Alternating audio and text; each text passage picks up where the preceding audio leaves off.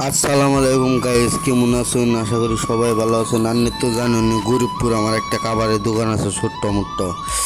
তাই মেলা দিলাম পিলপিলি গাড়ি নিয়ে বললাম যে দোকানে যাইয়া দেখি দোকানের আলো অবস্থা কেমন। আজকে দেরি 10টা বাজে থেকে গাড়ি দোকান খোলা হলাম না, তোমাকে টেনশন আরও ভালো লাগতেছে। নেম্বুরা হয়েছে, রাস্তা খারাপ, নানান চিন্তা ভাবনা কইরা স্পিড যায়, রাস্তায় এসে জাম, যাইয়া পাইলাম না।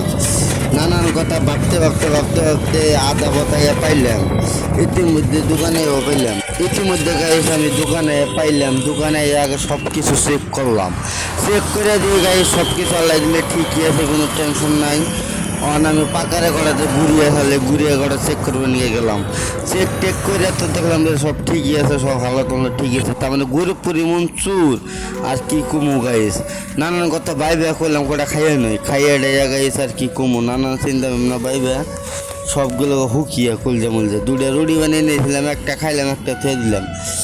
তো গাইস খাইয়ে ডাইয়া কি করবো, পানি সানি খাইলাম। খাইয়ে ডাইয়া বলো একটু কই কেমন লাগছে, আশা করি ভালোই লাগছে। সবাই ভিডিওটা লাইক করে দিবেন।